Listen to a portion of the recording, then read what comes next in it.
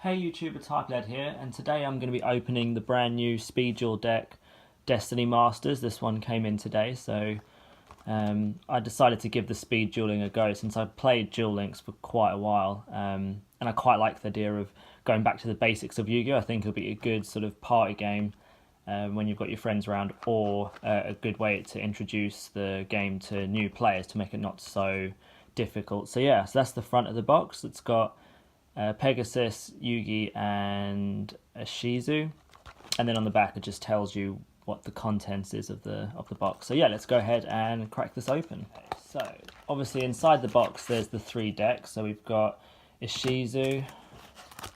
It also comes with variant cards and a playmat. So there's Pegasus. Okay, so this is Yugi's mini deck. I quite like these little boxes, they're quite cool.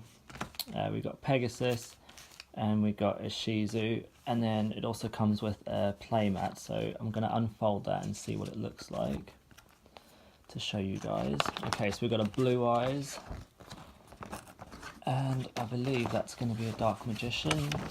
Yes, okay, so we've got a Blue Eyes and a Dark Magician on either side.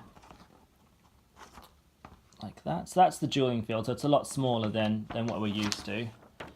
And then on the back there's just instructions on how to play the game, and how skill cards work and things of that nature.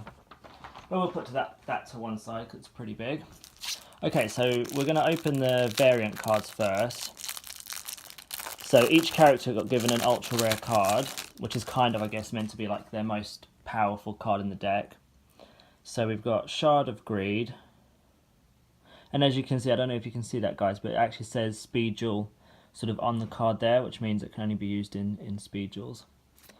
And we've got the Golden Apples, and then we've got Mimicat as well for Pegasus. So those are our 3 ultra rare variant cards. They look pretty cool. I was kind of hoping that they would be brand new cards. I think that would have been quite interesting to introduce like 1 new card per character for the deck. But anyways, they didn't do that. So this is Yugi's pack. So we're going to go through his skills first, and I'll read those out to you guys because they're obviously new cards. So his first skill is Power of Dark, and this is all fiend and spellcaster monsters on the field gain 200 attack and defense. Also, all fairy monsters in the field lose 200 attack and defense. And then we've got Destiny Draw, which is if you lose 2,000 or more life points, you can activate this skill during your next draw phase. During your draw phase, you may search your deck for any card, reveal it to your opponent, and add it to your hand instead of drawing. If you do that, flip this card over. And then we've also got Final Draw, which is activate the skill during your main phase. Once per turn, during your turn, you may place a counter on this skill. If it has 3 or more counters, when you would draw a card, you may search your deck for any card and add it to your hand instead. So the way skills work is you set them face down at the beginning of the duel, and then when their activation requirements have been met, then you can flip them over and activate them. So all the characters, I believe, have got 20 cards in their deck, apart from Joey. So of course we start off with the Dark Magician, Feral Imp, Rogue Doll, another Rogue Doll, Dark Magician Girl, Legion the Fiend Jester, another copy of that, the Stern Mystic, Double Costin, Blue Dragon Summoner, and onto the spells we've got Thousand Knives, Sage of Stone, Dark Magic Attack, Ryoku, Tribute Doll, a Wonder Wand, Light Force Sword, Magician Circle, Magic Jammer, and 7 Tools of the Bandit. So it looks like a lot of Yugi's deck obviously is catered towards Dark Magician, but it also has a lot of negations of spells and traps, which is quite cool. So we're going to go on to the next deck, which is Ishizu.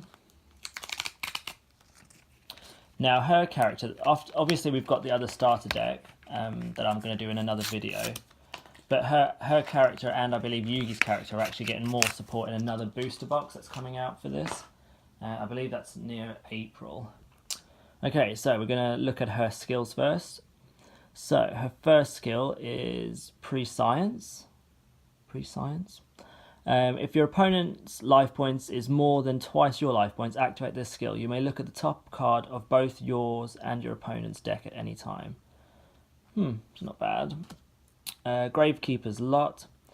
So if you lose 1,800 or more life points, you can activate the skill during your next draw phase. During your draw phase, you may search your deck for a Gravekeeper's card, reveal it to your opponent, and add it to your hand instead of drawing it. Now, I kind of wish in Duel Links they have similar effects to these, but instead of searching a specific card, it's searched by random, which is obviously not great because sometimes you might get a rubbish card that you don't necessarily need at that time. So being able to search out a specific card, I think, has really improved those skills. And her Millennium Item, the Millennium Necklace, at the start of the opponent's turn, before they draw, you may look at the top 3 cards of their deck and rearrange them in any order. So it's quite cool that her effects are looking at the Millennium Item and sort of seeing into the future and altering the future, and that's pretty cool.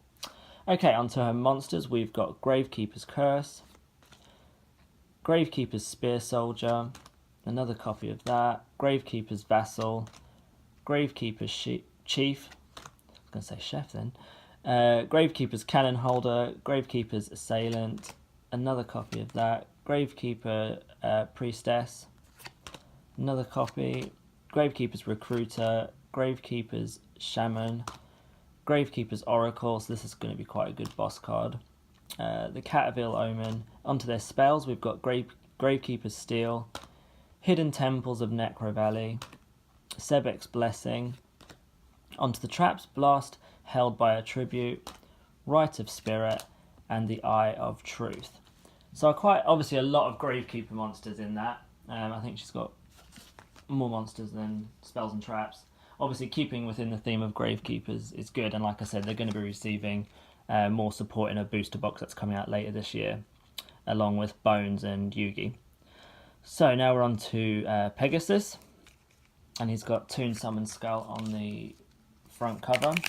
It would have been cool as well maybe to have, if the ultra rare variant wasn't going to be a new card for them, maybe it should have been the monsters that were on the front covers. I think that would have been cool. Okay, on to the skill. So it's a Toon World. This card is treated as Toon World, so that's obviously really good because you don't have to have the life point cost in order to activate it, which is essential for Toons. Obviously they need to have Toon World face up on the field, so this is a really good skill in order to get out of that, of having to pay life points to keep it there. And I'm not too sure whether it can be destroyed. Oh no, it's a continuous spell. Okay, yeah, it can. So we've got Mind Scan. At the start of your third turn, if your life points are 3,000 or higher, activate this skill. You may look at your opponent's set, spell, and trap cards at any time. If your life points drop below 3,000, flip this card over. Not bad. And Millennium Eye. At the start of the duel, look at your opponent's opening hand. You may choose to have that player shuffle their hand into their deck and draw a new hand. If both players use a skill at the same time, the turn player resolves their skill first. Good to know. Okay, so on to Pegasus monsters. We've got another Rogue Doll, Toon Alligator, another copy of that, Parrot Dragon, Dark Rabbit, Toon Masked Sorcerer, another copy.